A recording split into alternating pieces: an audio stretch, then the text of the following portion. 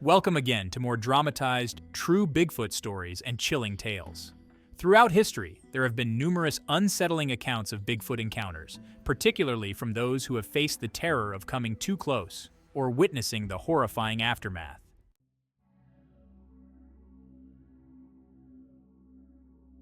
William Sheehan, a dedicated researcher of these stories, once described seeing a 1970 military survival map that included a section labeled Dangerous Animals. Among the illustrations of cougars and bears was an ominous depiction of a Sasquatch, listed as a potential threat in the dense forests of Washington state. Sheehan asserted that military authorities were aware of Bigfoot in the region long before the famous Patterson-Gimlin film captured Paddy at Bluff Creek. According to Sheehan, he knew of soldiers who had undergone survival training in those woods and were explicitly warned not to engage with Bigfoot aggressively. The instructors were clear. People who tried that didn't make it out. These chilling military warnings serve as a prelude to the personal stories of terror and survival that follow, each more disturbing than the last.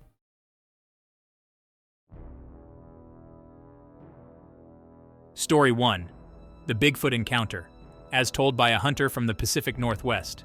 I've spent most of my life in the wilderness, tracking game through dense forests, but nothing could prepare me for what I encountered that day. It started like any other hunting trip. The early morning fog still hung in the air as I made my way deeper into the woods, searching for deer tracks. I had heard the stories, rumors of Bigfoot sightings from other hunters, tales of a massive, hairy figure that roams these parts, but I never put much stock in them, that is, until I saw it. The forest had gone deathly quiet. No birds, no rustling of leaves, just an unnatural silence. Then I heard it. A low, guttural growl, like nothing I'd ever heard before. I froze, my heart pounding. Through the thick trees I saw movement, a shadow, impossibly large, moving with terrifying speed, and then it stepped out into a clearing, just a few yards from where I stood. It was massive, standing at least 8 feet tall, covered in thick, dark hair. Its eyes, they were almost human but filled with a primal rage. I raised my rifle, but my hands were shaking too much to aim. Before I could decide whether to shoot or run, the creature let out a roar that shook me to my core. I didn't wait to see what it would do next. I bolted, running as fast as I could through the forest, branches slashing at my face. When I reached the safety of my truck, I could still hear it, crashing through the underbrush, but it never followed me out of the woods. To this day, I can still hear that roar in my nightmares.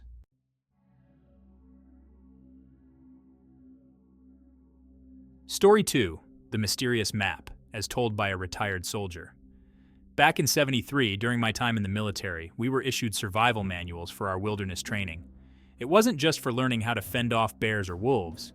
We were taught to handle any danger the wilderness could throw at us, but I'll never forget the day they handed out that one map. It was different from the others.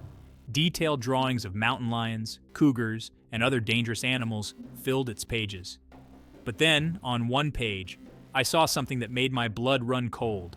A large ape-like figure labeled simply as Bigfoot. The briefing was short and to the point. We were told in no uncertain terms that if we ever saw this creature, we were to avoid it at all costs. They didn't say why, but the warning was enough.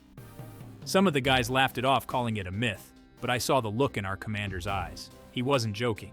He knew something we didn't. Years later, when I left the military, I did some digging on that map. Turns out, that wasn't the first time Bigfoot was mentioned in official records. There had been sightings, real ones, and soldiers had gone missing during training exercises in areas where the creature was seen. I've never gone back to those woods since.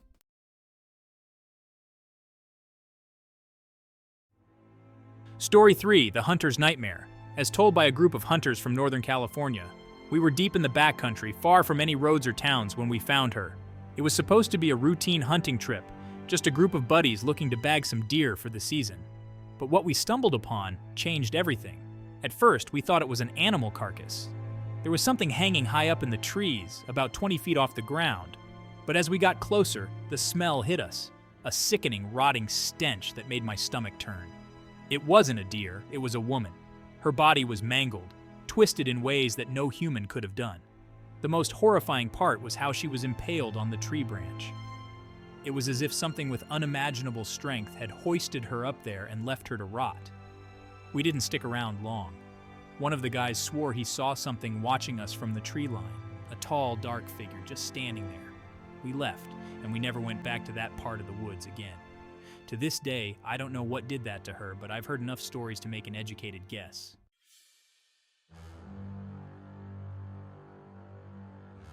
Story 4. The Survivor's Warning. As told by a former Special Forces operative.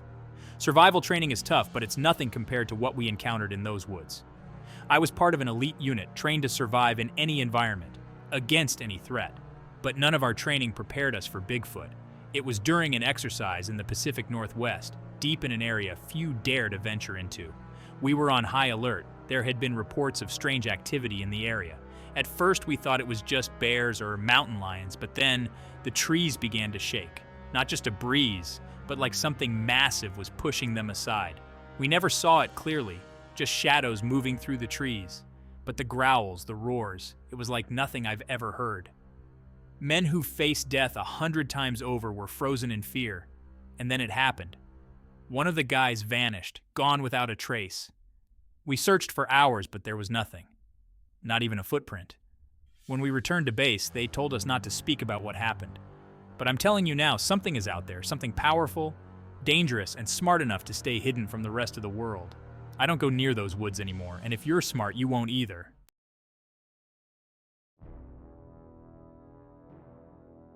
Story 5. The Bone Pile. As told by a former orthopedic surgeon. I was hunting in the remote forests of British Columbia, a place I'd always gone to find peace.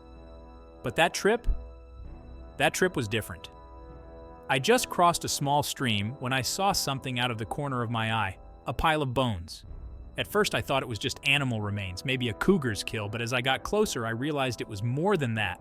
Among the animal bones there was a human skeleton, the upper half of a body, still wearing a camouflage jacket. But the face, God, I'll never forget that face. It looked like something had driven a pipe straight through the skull. I'm no stranger to injuries, but this was something else, something unnatural.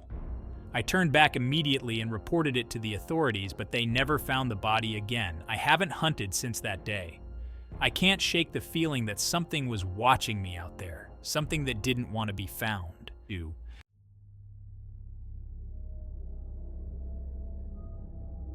While hunting in Minnesota, a mother and son had an encounter they never expected, spotting what they believe may have been Bigfoot. The sighting took place in early October when Susie and Jeff Stanley were driving through the Mud Goose Wildlife Management Area. They were slowly navigating the trail, searching for grouse, when Susie noticed something unusual along a nearby path. Startled, she yelled, "What the hell was that?" urging Jeff to back up the vehicle for a closer look. What they saw left them both in awe. In an account shared with the Bigfoot Field Research Organization, Jeff recalled seeing the upper half of a massive black figure walking into the woods on two legs. The creature had a rounded head, low on its shoulders, and long arms that swung as it moved. Jeff was particularly struck by its muscular build, comparing it to that of actor and former wrestler Dwayne "The Rock" Johnson. When the creature disappeared into the forest, the pair decided to drive closer to investigate and were met with a strong, unpleasant odor. They described the smell as a mix of rotting compost and musty rags. The stench reinforced their suspicion that the creature might have been a Sasquatch, which is often reported to emit a foul odor. Although they didn't find any definitive footprints, they did notice disturbed dirt that might have been from the creature's toes. Later that day, Jeff shared their encounter with a game warden, expecting skepticism. Instead, the warden offered a cryptic reply. That's where people say they see those.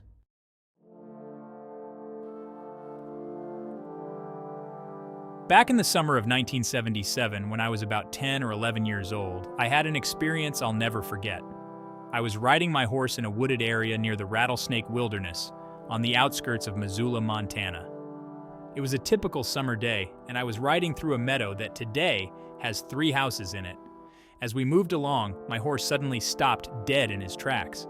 At first, I couldn't figure out why, but then I saw it, just about 10 feet away from me, peeking from behind a tree. It was a Bigfoot.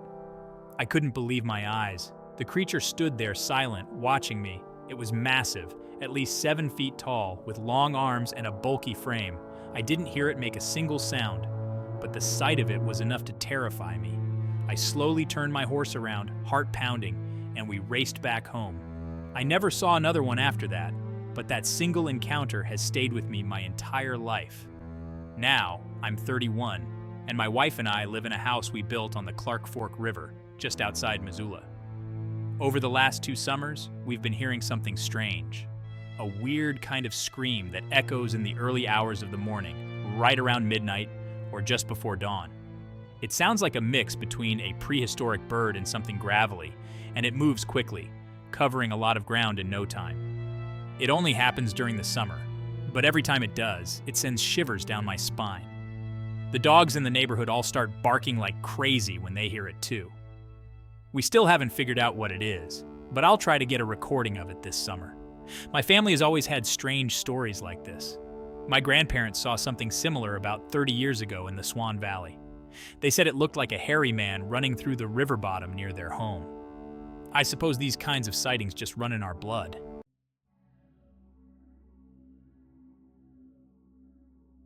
It was October 2006, and I was working as a driver for Express Shuttle, transporting railroad crews between their trains.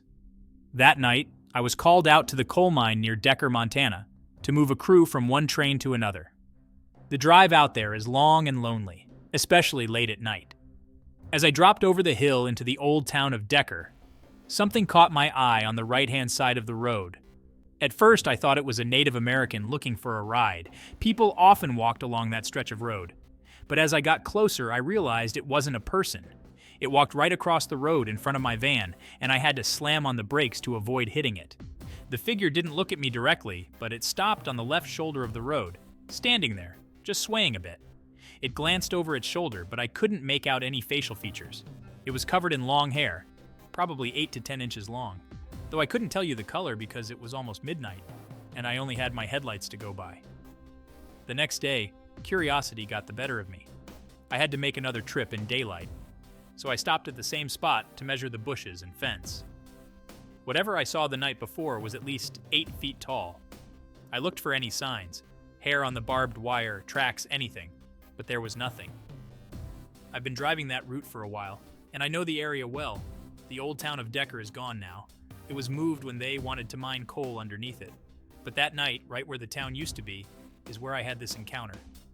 Funny thing is, I always carry a digital camera with me, but it didn't even cross my mind to use it. I did see deer both before and after the sighting, and they didn't seem spooked. It was like they weren't worried, even though they were within 200 yards of where I saw that thing. I know some people will think I'm crazy. Most of my friends do.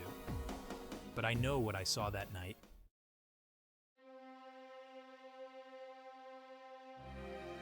In May of 2011, I decided to go camping alone in the Little Belt Mountains of Montana, near Sheep Creek, north of the Jumping Creek campground.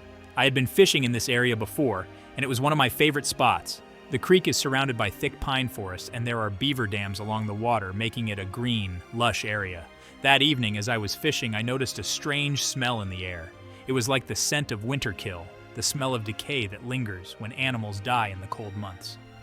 I looked around but couldn't see anything dead nearby, though the smell stayed with me as I cast my line. The creek was running higher than usual, almost twice its normal size, and a beaver dam was about 30 feet from where I sat, hiding slightly behind some bushes. After a while, I heard splashing near the dam. When I turned to look, I couldn't believe what I was seeing. About 30 feet away, across the creek, there was a reddish-brown figure, humanoid in shape, squatting by the water. It looked like it was washing something, maybe berries in the creek. I sat there, frozen, trying to process what I was seeing.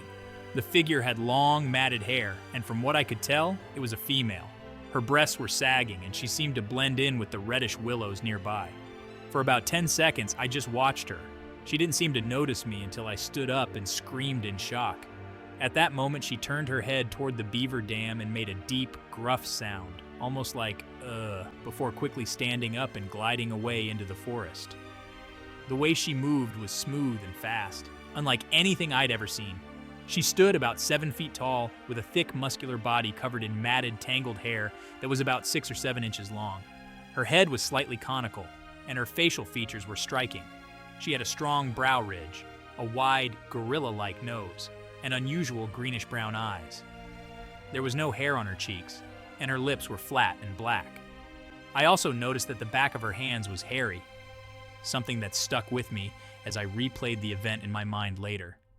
Frightened and unsure of what had just happened, I rushed back to camp and stayed there for the rest of the weekend. I didn't leave, and the encounter left me shaken.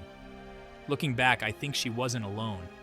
When she made that sound and turned her head away from me, it felt like she might have been warning someone else, maybe another member of her family. I didn't see any beavers near the dam, but the way she vocalized in that direction made me wonder if there was something else there. The area where this happened is perfect for a creature like that to live. Thick forests, plenty of water, and lots of game. I've been in these woods many times, but that sighting changed the way I look at the wilderness forever.